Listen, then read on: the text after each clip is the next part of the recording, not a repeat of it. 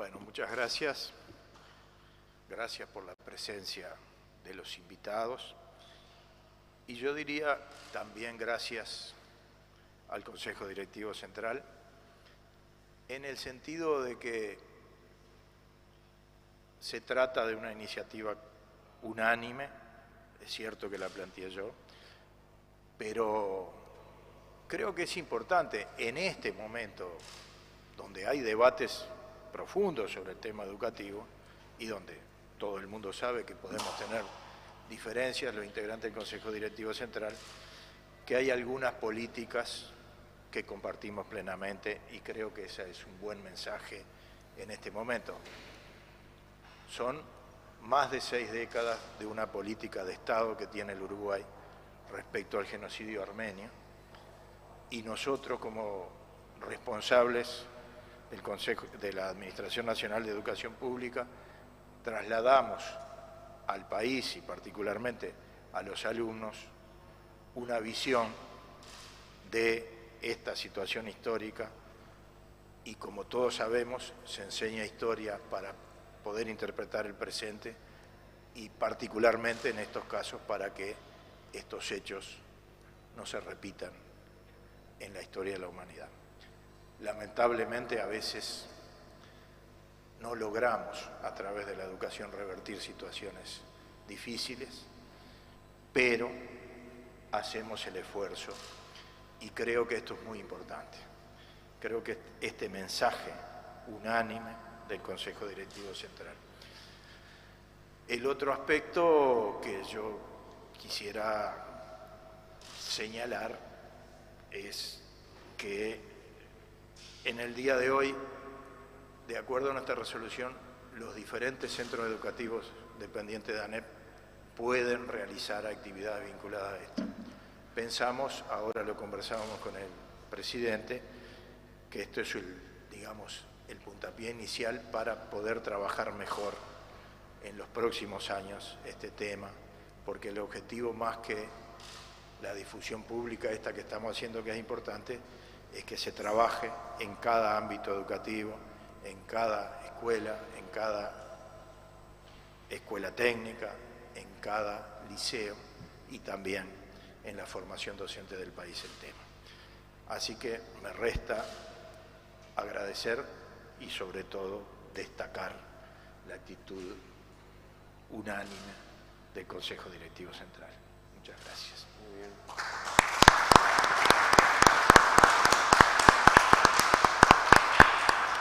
Agradecemos las palabras del consejero Julián Mazzoni y vamos a invitar también para que nos brinde alguna reflexión en torno a esta propuesta al presidente de la ANEP, profesor Robert Silva. Buenos días a todos, buenos días a los que nos están siguiendo por esta transmisión. Es un gusto para el Consejo Directivo Central propiciar ser parte importante en todo este proceso en donde se recuerda un hecho histórico que nuestro país fue protagonista a nivel nacional y a nivel internacional. Y vaya si es trascendente, como decía Julián, que la educación siga trabajando en el tema, lo recuerde en sus aulas de todos los niveles educativos para entenderlo, proyectarse y trabajar desde la perspectiva que corresponda para que estas cosas no vuelvan a suceder en un mundo tan convulsionado como el que nos toca vivir. En ese sentido, para nosotros es también, como decía Julián, un gusto estar aquí, los 5 integrantes de CODICEN, demostrando que hay temas que nos unen más allá de las diferencias y que sobre todas las circunstancias tenemos que seguir juntos trabajando por una educación de calidad que atienda a los desafíos de una sociedad que está en permanente cambio. También nosotros con la comunidad armenia tenemos antecedentes de trabajo conjunto, de trabajo articulado, en donde hace poco presentamos en esta misma sala un libro para la enseñanza del armenio en nuestros centros educativos que recuerdan o que homenajean a este país. Y sin duda vamos a seguir proyectándonos porque hemos estado hablando a nivel internacional con comunidades armenias de otros países a partir de esa estrategia de la enseñanza del español también unidos como comunidades hermanas que somos. Así que un gusto estar acá. Felicitaciones al Consejo Directivo Central, a Julián que propuso esta instancia que se va a proyectar a futuro, el agradecimiento al colega que hoy va a disertar sobre este tema y que va a ser parte fundamental en que esto continúe y siga adelante. Muy bien.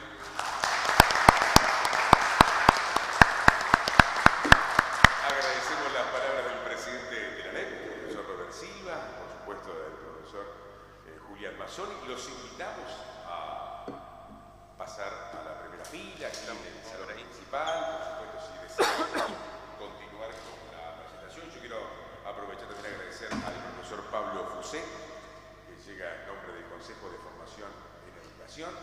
Gracias por acompañarnos. También Javier Polatián, estimado Javier, como siempre apoyando las actividades. Aldo Rodríguez, en nombre de Política Lingüística, es el director, se trabaja muchísimo también con la lengua armenia, con distintas actividades, así que a todo el equipo, gracias por apoyarnos. Y vamos a ir ya preparando todo. Mi estimada María Eugenia, en lengua de señas, gracias al equipo de Cerezo, también por estar junto a nosotros en esta actividad. Ya mientras prepara Andrés Bartavedian su presentación, les cuento que es docente de secundaria desde el año 1997, ha cursado la licenciatura en Ciencias Históricas de la Facultad de Humanidades y Ciencias de la Educación de la Universidad de la República, también ha trabajado como docente de Historia Armenia en el Liceo Alec y en el Colegio Nubarian de la Unión General Armenia de Beneficencia entre el año 2006 y 2015. Se ha especializado en estudios sobre genocidio en el Instituto Internacional para Estudios sobre Genocidio y Derechos Humanos. Ha sido coorganizador y corresponsal de contenidos de distintos eventos culturales vinculados a la memoria armenia, desarrollados en el Museo de las Migraciones, Museo de la Memoria, Cabildo de Montevideo y el Auditorio Nacional del Sodre Adela Reta. En 2018 redactó también el capítulo dedicado a la memoria armenia en el Uruguay, así que un verdadero placer que el docente Andrés Bartavedian nos esté acompañando. También agradecer la presencia de Oscar Yáñez, el profesor Oscar Yáñez, como subdirector general de secundaria, que se suma a este encuentro. Comenzamos con la presentación. Adelante. Bueno, buenos días para todas y para todos. Un honor estar acá. Hoy no es un día para improvisaciones, así que me voy a remitir a lo que tengo escrito, así aprovechamos el tiempo porque hay mucho para decir. 108 años del inicio del genocidio armenio. Recuerdo que en el año 2015, con motivo de conmemorarse su centenario, quizá por ser uno de esos números a los que se suele denominar redondos, el 100, la visibilidad de la conmemoración fue otra, aquí y en el mundo. Lamentablemente el horror y el dolor de lo atroz siguen siendo los mismos. La negación del crimen y la usurpación del duelo y la memoria que ello provoca también. Esto no ha cambiado, ni en el 99, ni en el 100, ni en el 108. Por ello es tan importante este acontecimiento oficial, el que estemos reunidos hoy aquí, el que continuemos recordando. A su vez, en esta ocasión, esta conmemoración se da en un marco muy especial. Los armenios de todo el mundo, quienes habitan la República de Armenia, quienes integran la diáspora armenia, tan numerosa e importante, quienes habitan la República de Artsaj, como denominan los armenios a los territorios quizás más conocidos como Nagorno-Karabaj o Nagorno-Karabaj, de acuerdo a cómo se pronuncie, se encuentran tremendamente consternados, preocupados, alarmados, alertas y movilizados.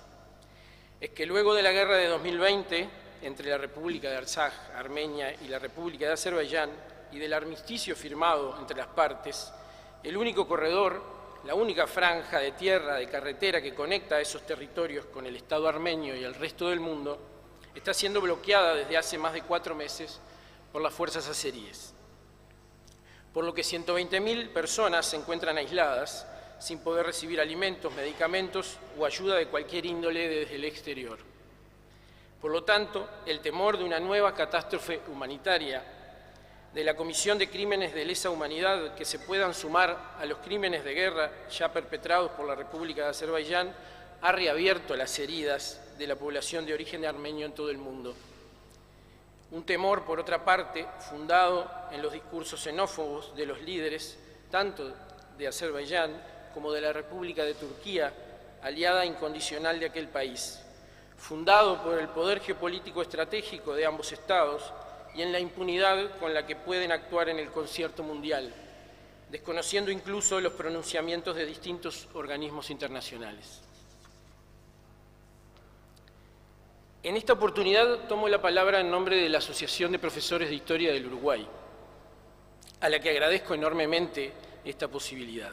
Pero sería deshonesto de mi parte no establecer claramente que no por ello mi condición de descendiente de armenios queda de lado. De ahí que me permita iniciar esta exposición con la siguiente introducción.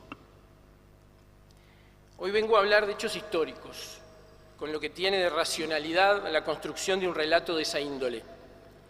Debo decir en tal sentido que desde mi propia racionalidad esto es muy difícil. No por no saber que hechos como los que nos convocan se han sucedido incansablemente a lo largo de la historia. No por no poder o no saber estudiar los factores que se ponen en juego a la hora de intentar entenderlos, al menos racionalmente, sino justamente por saberlo. Porque tal vez cuesta mucho soportar la carga que significa saber que hemos sido capaces de causar tanto dolor, tanto sufrimiento. Sí, nosotros, los seres humanos. Me cuesta asumir que hemos considerado estos mecanismos como formas de resolver ciertos conflictos. Me cuesta desde mi humanidad considerarlas habituales. Me cuesta explicarlas desde ese lugar en el que las ciencias sociales deberían, y con esa confianza nos paramos a escucharlas muchas veces, deberían, decía, darnos algunas respuestas. Y voy a dejar algo claro desde el comienzo mismo de esta exposición. No soy ni seré una persona objetiva. No creo ni siquiera que ello sea posible, que ello exista. Tampoco me propongo considerarme neutral, al menos y mucho menos en estos temas. Sí creo en la conciencia de mi subjetividad y que eso colabora fuertemente en que me considere un profesional serio a la hora de abordar esta temática. ¿Quién sabe si mis abuelos, sobrevivientes de un genocidio, quienes colaboraron maravillosamente en que sea quien soy hoy, soñaron alguna vez que yo estaría llevando adelante una tarea como esta? Vaya en su memoria también esta oportunidad, porque sepan que ser de consecuencia directa de un genocidio, como es mi caso, no es un orgullo, no es orgullo alguno. Sin embargo, ser consecuencia de gente como Muyej y Macruí, o don Miguel y doña Margarita, como se los conocía en el barrio, sí lo es. Como tantos inmigrantes que a comienzos del siglo XX forjaron el Uruguay que hoy conocemos, ellos mostraban el camino sin teorías ni discursos, simplemente caminando, con la responsabilidad, la honestidad, el trabajo como elementos de definición. Y el amor. Sí, mucho amor, que parece que se puede salvar después de todo. Un camino que afortunadamente nunca se construyó sobre la base del dolor únicamente, y mucho menos del rencor. Insisto, afortunadamente. Jamás la transmisión de una palabra de odio, de un sentimiento generador de violencia. Mis abuelos, que nunca lo llamaron genocidio, lo sufrieron. Son insoslayables hoy. Así que para cerrar este breve prólogo, como cantara don Atahualpa Yupanqui, y en nosotros nuestros muertos, para que nadie quede atrás. Los armenios festejarán en este 2023 los 4.516 años de existencia. Si quitáramos todo lo de mito y leyenda que tiene ese origen remoto y tomáramos lo que las investigaciones científicas establecen, podríamos hablar de que su antigüedad data de unos 3.000 o 3.500 años, más allá de que como entidad independiente habría surgido hacia el siglo VI a.C., luego de la caída del reino de Urartu, y de que es a esa nueva entidad que persas y griegos denominan Armenia. Esa edad aproximada tendría la conciencia de sí de ese pueblo, su asumirse como un grupo humano particular, con características propias, distinto a otros.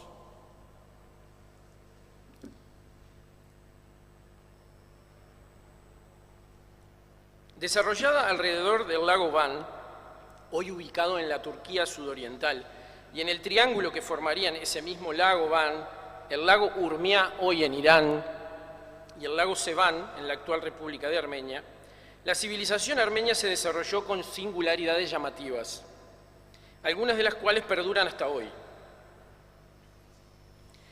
Habiendo surgido como uno más de los pueblos politeístas, con un panteón propio influido por el persa y el griego, devino el primer estado oficialmente cristiano en el año 301, antes incluso que la propia Roma.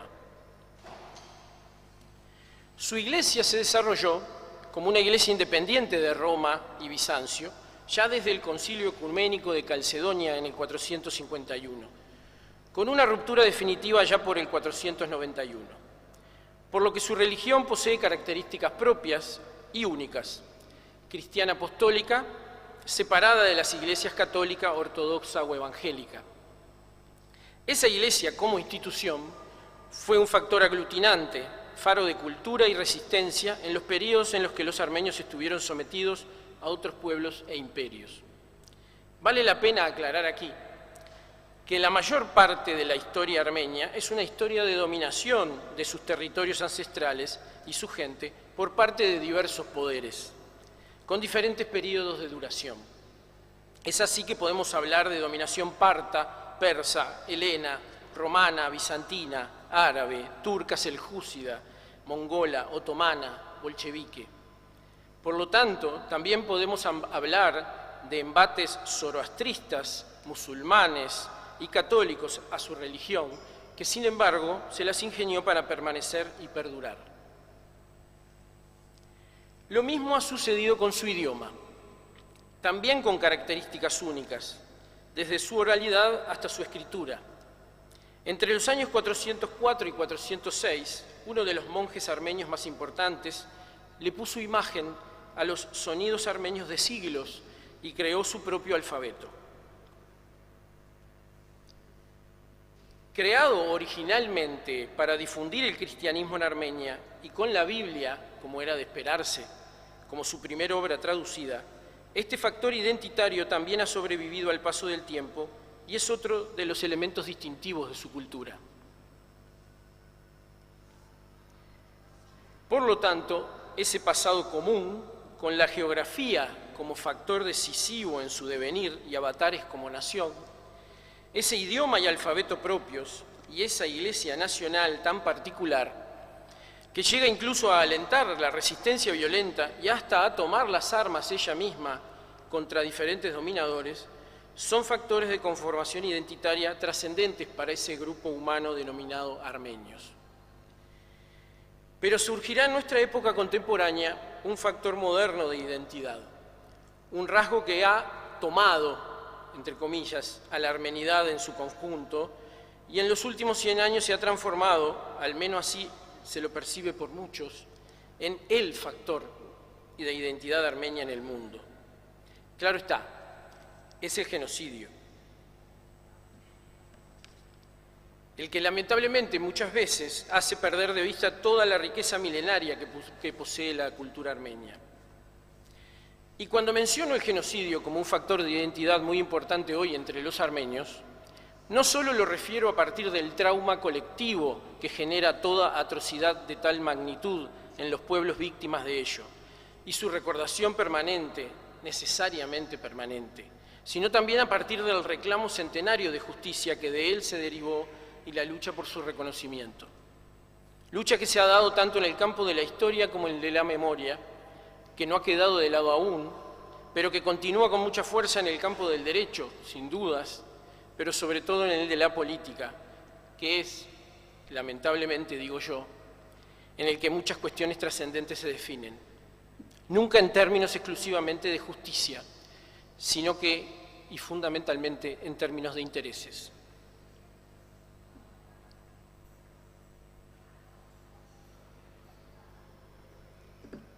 La negación es casi inherente al crimen. Si es difícil per se que un criminal reconozca abiertamente su delito, si ese criminal es el Estado y las víctimas son sus propios ciudadanos, ¿qué podríamos esperar? Entonces la negación se va preparando desde el momento mismo del crimen. Así, se emitían órdenes donde se instaba a las autoridades a cumplir con la ley y velar por el destino de las poblaciones deportadas, reubicadas, según el eufemismo empleado por el gobierno turco otomano, las que corrían por los canales habituales de la burocracia oficial. Ellas eran las que se debían archivar. Por otro lado, tenemos los telegramas cifrados, codificados. Esos eran los que debían ser destruidos. Los que posteriormente investigaran en esos registros encontrarían únicamente el rastro de una medida sin mayor importancia. Pero hubo unos cuantos documentos que escaparon al control debido a la toma de conciencia de las atrocidades que se estaban cometiendo por parte de algún funcionario estatal. Además de todos los escritos que embajadores, cónsules y diversos oficiales apostados en el Imperio Otomano enviaron a sus respectivos superiores y que integran los archivos oficiales de distintos estados, tanto aliados como enemigos del Estado perpetrador durante la llamada Gran Guerra, sin hablar de memorias u otros testimonios. Ibs Ternon sostiene: no existe hoy genocidio posible sin negación. Ningún Estado está en disposición de reconocer que ha concebido y aún menos perpetrado un genocidio, incluso en un pasado lejano, a menos que quiera romper con ese pasado. Cuando se le exige que responda a una acusación de genocidio, el Estado criminal no tiene más opción que la de rechazar esta etiqueta y borrar las pistas para sembrar la duda sobre su intención. Siempre habrá que dar explicaciones sobre la desaparición del grupo. Así pues, el asesino debe mentir con habilidad y, sin negar la realidad de la destrucción de ese grupo, relativizarla, recusar la intencionalidad y atenuar las responsabilidades. Los medios para lograr esos objetivos son variados: falsas declaraciones, falsificación de documentos, creación de incidentes. Se promueve la rebelión de la víctima. De esta forma se la puede reprimir y luego exponer al mundo el argumento más cínico. El verdugo es la víctima y obviamente la víctima pasa a ser verdugo. El propio gobierno del Ittihad Beterraqui, el Comité de Unión y Progreso, el instrumento político de los jóvenes turcos, dotó a sus sucesores de las herramientas necesarias para negar y no solo relativizar lo acontecido. Posteriormente a 1965, cuando la causa armenia es reavivada con motivo de cumplirse 50 años del comienzo del genocidio, el gobierno turco modificó su estrategia. Comenzó a reescribir la historia, no solo desde Turquía, sino también desde el exterior, con el apoyo de algunos especialistas en estudios turcos. En determinado momento, trabajos históricos, entre comillas, por encargo, demostraban, también entre comillas, que los armenios ni siquiera habían existido dentro del Imperio Otomano, y por consiguiente las víctimas tampoco. Paralelamente y contradictoriamente se intentaba modificar las responsabilidades, se describía a los armenios como ciudadanos privilegiados dentro del imperio, los que en determinado momento se rebelaron y comenzaron un genocidio contra los turcos. Sí, porque hasta eso se ha sostenido. Ternon lo sintetiza así: lo absurdo de estas posiciones se resume en una fórmula: nada ocurrió y sin embargo se lo merecieron. Avanzado ya el siglo XX, uno de los argumentos más utilizados en ese afán revisionista es el de reconocer sí las masacres y deportaciones, pero negar terminantemente su planificación, su intencionalidad destructiva y, por lo tanto, de acuerdo a la definición de genocidio, el genocidio como tal. Hoy día existe toda una política, una maquinaria montada en torno a la negación, una industria de la negación, que es lo que se ha denominado negacionismo. Incluso ya se ha convertido en un campo de estudio que hasta cierto éxito ha tenido. Básicamente por esa idea de juego limpio que nos inculcan, por la que deberíamos siempre escuchar la otra campana, la otra versión, el otro lado de la historia, y por el hecho de que la negación no requiere demasiadas pruebas, solo una afirmación contraria y una solicitud para que se vuelva a evaluar todo. Entonces la carga pasa al otro, que debe refutar tal afirmación. Así lo señala Bahaken Dadrian, el más importante estudioso del genocidio armenio. Hay quienes hablan de que en un crimen de este tipo no hay un otro lado de la historia, por lo que deberíamos ignorar eso. Pero ignorarlo es más complicado cuando la negación se lleva adelante por el gobierno de un país poderoso y está dirigido a gobiernos de países poderosos e influyentes, con los que aquel país tiene alianzas políticas y militares. Entonces, todo parece una cuestión de fe, creer o no creer. A esto se suma que el común denominador de la gente tiende a no creer que atrocidades como las que nos convocan puedan suceder. Entonces todo parece un cuento, el cuento armenio versus el cuento turco. Sostiene Deborah Lipstadt, la negación del genocidio no es un acto de reinterpretación histórica. En realidad siembra confusión, apareciendo relacionado con un genuino esfuerzo de estudio. Aquellos que niegan el genocidio desechan la abundancia de documentos y testimonios como inventados o forzados, o como falsificaciones o ficciones. La negación del genocidio procura darle una nueva forma a la historia con el objetivo de demonizar a las víctimas y rehabilitar a los perpetradores. La negación del genocidio es la etapa final del mismo, es lo que Elie Wiesel ha llamado un doble asesinato. La negación aniquila la dignidad de los sobrevivientes y busca destruir la memoria del crimen. Sin embargo, existen las pruebas y el genocidio armenio es un hecho histórico probado, aún no reconocido completamente desde el punto de vista político, más allá de la jurisprudencia que enmarca cualquier reclamo legítimo por parte del pueblo armenio, tanto Estado armenio como diáspora.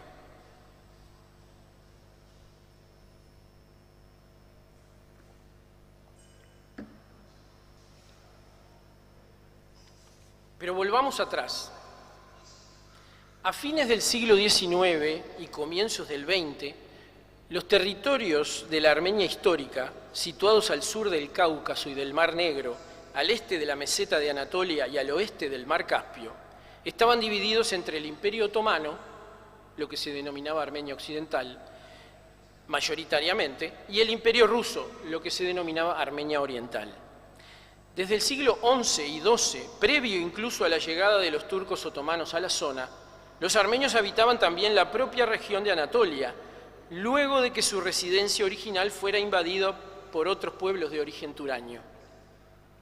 El Imperio Otomano había surgido alrededor del año 1300 y la dominación sobre los territorios ancestrales armenios se inició en el siglo XVI. Es así que al momento de iniciarse el genocidio, los armenios llevaban casi 400 años bajo su autoridad. Al igual que otros pueblos no musulmanes, los armenios fueron considerados ciudadanos de segunda categoría, por lo que sufrieron discriminación y abusos de índole económica, social y administrativa. En el último cuarto del siglo XIX, algunos de estos grupos, ya organizados políticamente y ante la falta de respuesta de las autoridades imperiales, lograron que sus demandas tuvieran eco más allá de las fronteras del imperio. A ese conjunto de reclamos, derivados de conflictos internos, producto de la opresión otomana, se lo conoció como cuestión de Oriente y particularmente cuestión armenia, cuando pasaron al plano de la diplomacia internacional. Esto llevó a varias potencias a solicitar reformas que mejorasen la vida de dichos pueblos. Indudablemente, la idea de generar una presencia importante dentro del Imperio Otomano, debido a las posibilidades económicas y estratégicas que éste representaba, reforzó la solidaridad, entre comillas también, demostrada por esos grandes poderes europeos, que muchas veces utilizaron como excusa para inmiscuirse el origen étnico común con algunos pueblos, los eslavos, por ejemplo, o su filiación religiosa, el cristianismo para el caso. Se suele establecer como punto de partida jurídico de la cuestión armenia los tratados de San Estéfano del 3 de marzo de 1878 y de Berlín del 13 de julio de 1878. que ponen fin a la guerra ruso-turca desarrollada entre 1877 y 78. Y particularmente dentro de esos tratados, los artículos 16 y 61 respectivamente, los cuales establecían diferencias importantes en la valoración otorgada a los armenios y los territorios que ocupaban. El Tratado de San Estéfano no fue puesto en vigencia debido a la mediación de Inglaterra, que como aliada de la Sublime Puerta, como se llamaba al Imperio Otomano, no vio con buenos ojos el debilitamiento que el mismo podría ocasionarle a favor del creciente imperialismo ruso. Jean-Pierre Alem lo pone en estos términos: Disraeli, que dirigía entonces el gobierno inglés, había convertido el apoyo a Turquía en un dogma de su política. Le parecía indispensable para la seguridad de la ruta a las Indias el mantenimiento de la soberanía en los estrechos y en el Medio Oriente, porque el sultán tenía fuerzas suficientes para mantener un orden relativo en esas regiones, aunque no las necesarias como para amenazar las comunicaciones inglesas. Disraeli logró persuadir a los rusos que renunciaran al tratado y aceptaran la reunión de un congreso en Berlín para elaborar otro. Además, durante una conferencia secreta celebrada en Chipre, Disraeli prometió a los turcos obtener de los rusos la evacuación de los territorios que ocupaban en el imperio, antes de realizar las reformas relativas a los armenios. Esta promesa fue el objeto de la Convención de Chipre del 4 de junio de 1878, por lo cual los ingleses, como premio a sus servicios, se hacían ceder la isla. Las vidas de cientos de miles de armenios exterminados en los 20 años siguientes será el precio de la soberanía británica sobre Chipre, dice Alem. ¿Cuáles fueron las diferencias más trascendentes que los mencionados artículos 16 y 61 representaron para los armenios? En primer término, en lugar de la palabra Armenia, se utilizó la denominación provincias habitadas por armenios. En segundo lugar, las regiones de Bayazid y Alashgerd, que habían sido conquistadas por los rusos y no se hubieran devuelto de acuerdo al primer tratado, pasaron nuevamente al dominio turco. Es importante señalar aquí que las condiciones de vida de los armenios dentro del Imperio ruso eran sensiblemente superiores a las que poseían en su similar otomano. Y por último se estableció que las reformas a realizarse a favor de los armenios se efectuarían luego de la retirada del ejército ruso de las provincias, lo que era sinónimo de no efectuarlas. Más allá de lo injusto que esto pudiera resultar para los armenios, el artículo 61 representaba un derecho para estos, una obligación para Turquía y una responsabilidad para los europeos. Sin embargo, todo quedó en palabras. Los abusos continuaron, los proyectos de reformas también, las delegaciones armenias recorrieron Europa, pero las matanzas no se detuvieron. Terminar con la cuestión armenia, terminando con los armenios, comenzó a instalarse entre los dirigentes otomanos como una opción a considerar. El malestar del gobierno fue cada vez mayor, ya que consideró la actitud armenia como la búsqueda de la injerencia extranjera en los asuntos internos del Estado. Entre 1894 y 1896 se produjo la matanza de unos 300.000 armenios por orden del sultán Abdülhamid II. No solo se buscó castigar a los armenios por su politización, algunos pocos además se habían transformado en revolucionarios, sino que también sirvió para analizar hasta dónde estaban dispuestas a llegar las potencias que se mostraban solidarias con estos. La comprobación fue que no intervendrían más que con discursos. Para ese entonces el Imperio Otomano se encontraba en franca decadencia. Además del debilitamiento económico, las pérdidas territoriales se sucedían desde hacía más de un siglo. En ese marco, ya en las últimas décadas del siglo XIX, se constituyó el grupo revolucionario que llevó adelante el genocidio, los jóvenes turcos. Como los designó Europa, confiada en su carácter reformista y modernizador, sustentado en un pretendido liberalismo. Su objetivo, acabar con el imperialismo e instaurar un régimen constitucional. Un sector importante de armenios apoyó esta revolución y colaboró activamente, confiando en la supuesta Federación Otomana que reuniría a todos los pueblos del imperio. El poder del sultán se había debilitado y estos jóvenes turcos tomaron el poder en 1908 bajo la consigna de la Revolución Francesa: libertad, igualdad, fraternidad. Pero los revolucionarios tenían fuertes contradicciones en su seno. Nacionalismo turco y otomanismo chocaron decididamente. Tanto es así que ya en 1909 se produjeron nuevas masacres en Cilicia con 30.000 víctimas, en las que, como sucedió antes y sucedería luego, no solo murieron armenios, sino también grupos de griegos, asirios, albanos, judíos, etc. El nacionalismo extremo comenzó a tomar cada vez más fuerza y el panturquismo, todos turcos, se transformó en la ideología de los jóvenes turcos. Turquía para los turcos se convirtió en el lema dominante. La idea separatista de algunos grupos armenios llevó al temor a la pérdida de las llamadas provincias armenias. Aún sin fundamento sólido, ello se convirtió en un factor decisorio del futuro plan de exterminio. Más aún si se toma en cuenta la idea de construir hacia el este una extensión del Imperio Otomano con las poblaciones de habla turca del Imperio Ruso, Irán y el Asia Central.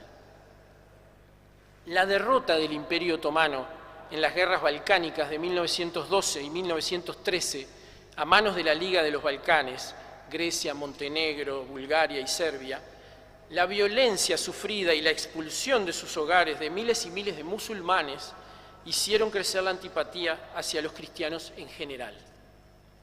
Luego de iniciada la Primera Guerra Mundial, a todos los elementos mencionados se le incorporaron acusaciones de traición al imperio de parte de los armenios en favor de las fuerzas rusas, sus enemigas. Alrededor de 1,5 millones de personas asesinadas fue el resultado de la creciente radicalización que vivió el régimen turco-otomano de la época.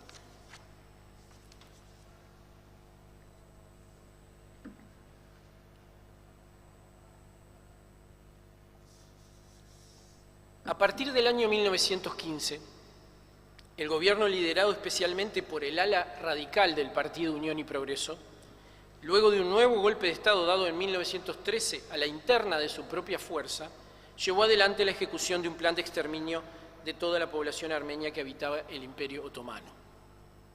A partir de la madrugada del 24 de abril de 1915, fecha tomada simbólicamente para la recordación anual del genocidio armenio, en Constantinopla y otras ciudades importantes del imperio se arrestó para luego asesinar a cientos de personalidades influyentes en el ámbito armenio, tanto laicos como religiosos, representantes de todos los aspectos de la vida política, de la vida pública, ya sea políticos, artistas, empresarios, sacerdotes.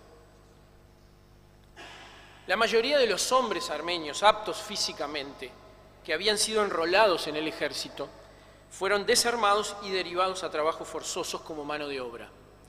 Luego de ello, habitualmente, se los separó en pequeños grupos y se los fusiló. El resto de la población, mayoritariamente niños, mujeres y ancianos, fue deportada. Con la excusa de la guerra, se los obligó a abandonar sus hogares y se les asignó un destino ficticio al que debieron marchar.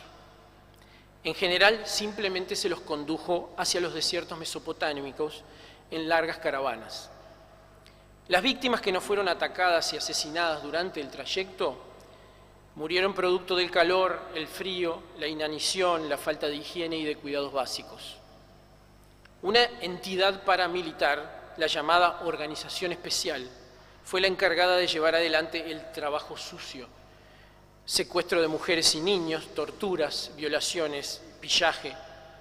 Tropas irregulares conformadas por kurdos, circasianos y presos amnistiados de las cárceles fueron convocados y convencidos por diversos medios para la tarea. La guerra en curso se presentó como la mejor forma de camuflar el crimen.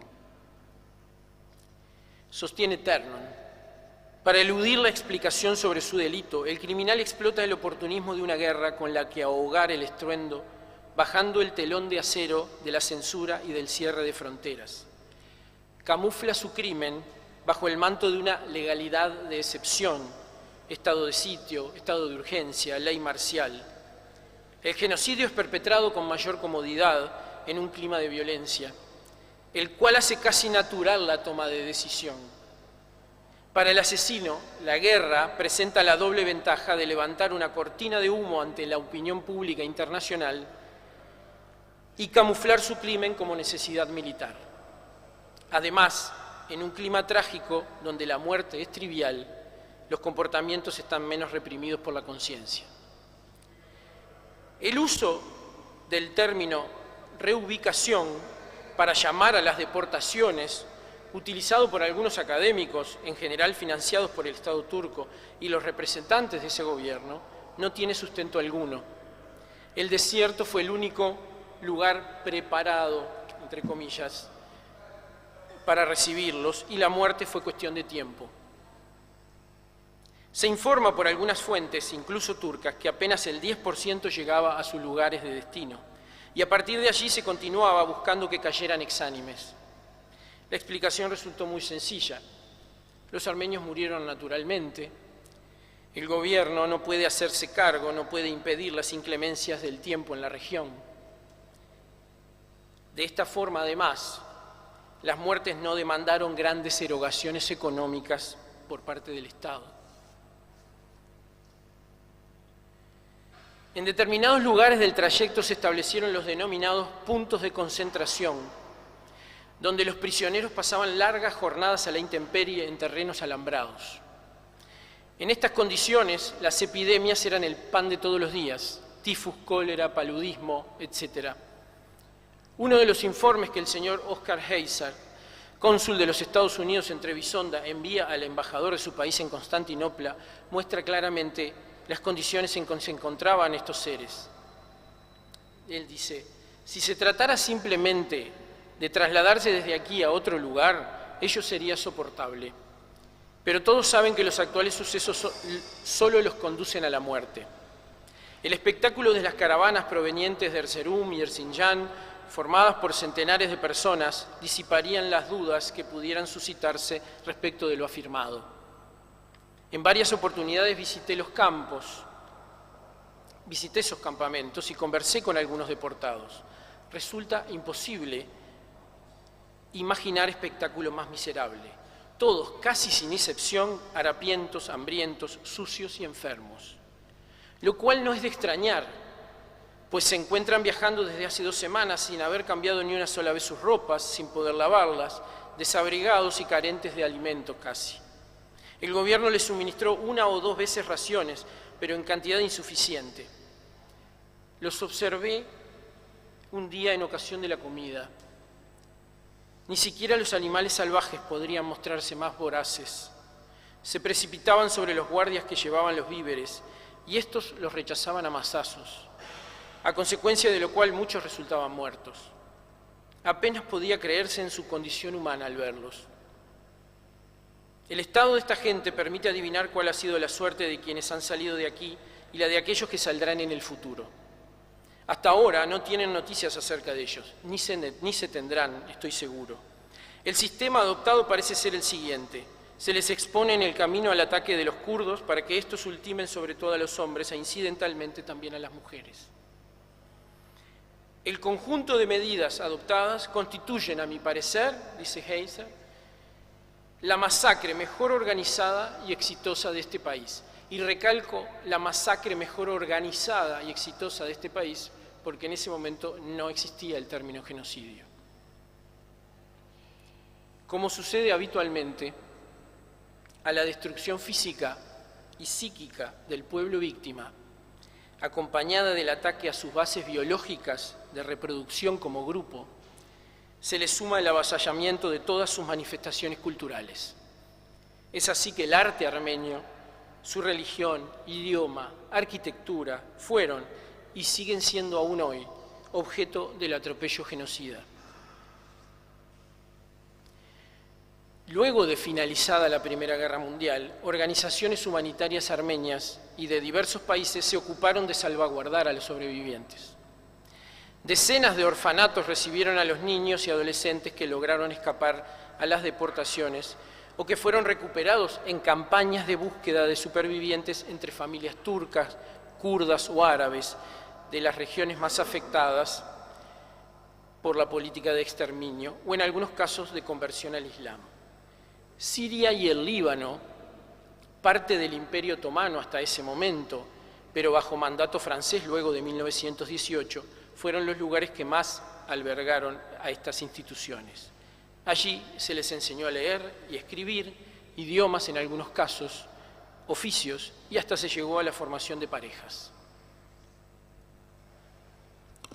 En los años posteriores al genocidio, una serie de circunstancias determinaron la imposibilidad del retorno de los armenios a su hogar nacional, a saber, la pequeña república armenia surgida en la Armenia Oriental en 1918 fue rápidamente dominada por las fuerzas bolcheviques en 1920.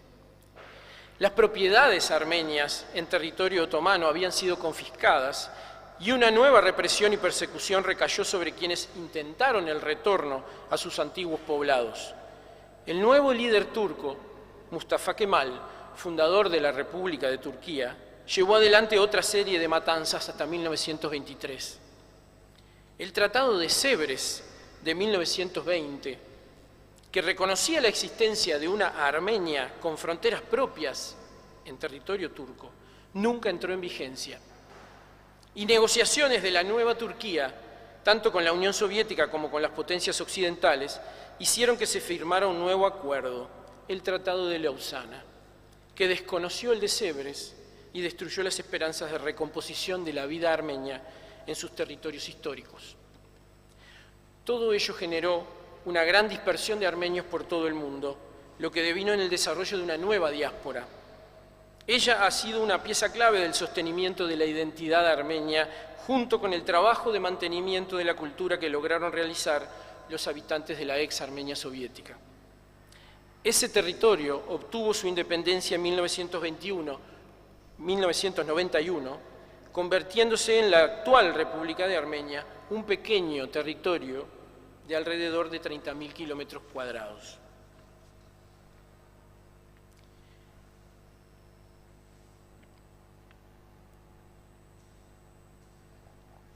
Mis abuelos nunca lo llamaron genocidio. La palabra no existía siquiera cuando ellos sufrieron lo atroz. La guerra, le decía mi abuela, confundiéndose con el contexto en el que se desarrolló. ¿Qué guerra? Si nunca tuvieron la posibilidad de defenderse. Poseo algunos relatos en mi memoria, vagos. Mi abuelo casi no habló de ello en el dichoso periodo en el que coincidimos. Mi abuela repetía siempre la misma historia o las mismas. Por lo menos así lo recuerdo yo. Albert Camus llegó a decir: las víctimas acaban de entrar en los límites de su desgracia, aburren. Tal vez en cierta ocasión yo también lo pensé. Pero ¿por qué mi abuelo no me contaba? Él también había sufrido. A medida que fui creciendo y fui incorporando otras herramientas de análisis, fui entendiendo más. El refugio de lo intolerable, en palabras de Marcelo Viñar, para algunos es el silencio. Quizá para mi abuela la palabra y su reiteración exorcizaban el dolor. Mi educación se encargó de hacer lo que ellos no podían. Me enseñó la palabra que nombra lo atroz. Me intentó explicar los por qué. También aprendí que nunca hay uno solo.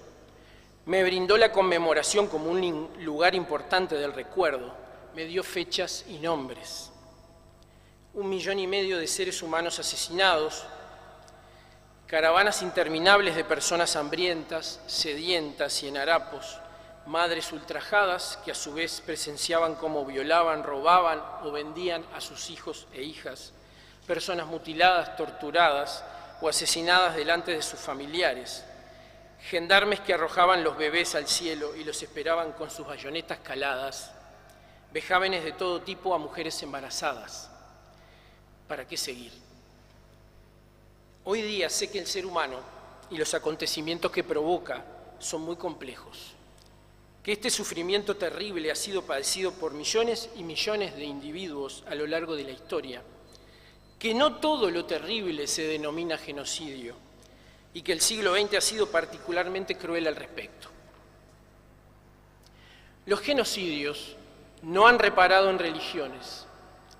Han sido cometidos contra cristianos, musulmanes, judíos, budistas. No se han detenido en ideologías. Han sido perpetrados tanto por regímenes de los tradicionalmente denominados de derecha como de izquierda. No se han vinculado estrictamente al desarrollo económico de las sociedades en las que se llevaron a cabo. Han sido efectuados tanto en sociedades sumamente industrializadas como en las que podrían ubicarse en un estado preindustrial de escaso desarrollo tecnológico.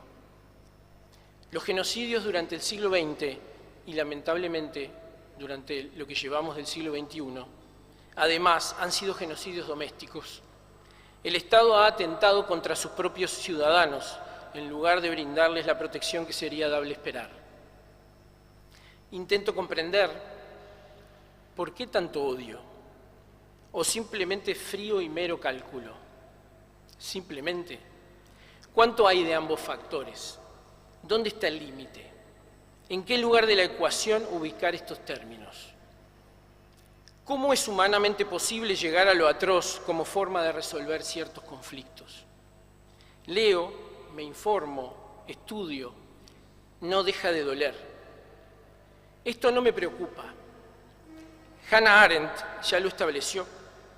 La comprensión no significa negar la atrocidad, deducir de precedentes lo que no los tiene o explicar fenómenos por analogías y generalidades tales que ya no se sientan ni el impacto de la realidad ni el choque de la experiencia. Significa más bien examinar y soportar conscientemente la carga que los acontecimientos han colocado sobre nosotros, ni negar su existencia, ni someterse mansamente a su peso como si todo lo que realmente ha sucedido no pudiera haber sucedido de otra manera. ¿Quién sería yo hoy de no haber acontecido? Nunca lo sabré. Esto hace a mi identidad. La profesora Anaïd Valiant me enseñó que memoria e historia no son la misma cosa y que en el centro de esta problemática de conocer y comprender aquellos episodios terribles y traumáticos de los armenios se halla la tensión entre la historia y la memoria, la relación entre la memoria y el olvido, la relación entre la memoria y la identidad, el problema del destino de la verdad en la memoria y del destino de la verdad cuando se relaciona con la política. Así que llegué hasta aquí hoy tratando de no simplificar ni relativizar. Muchas gracias.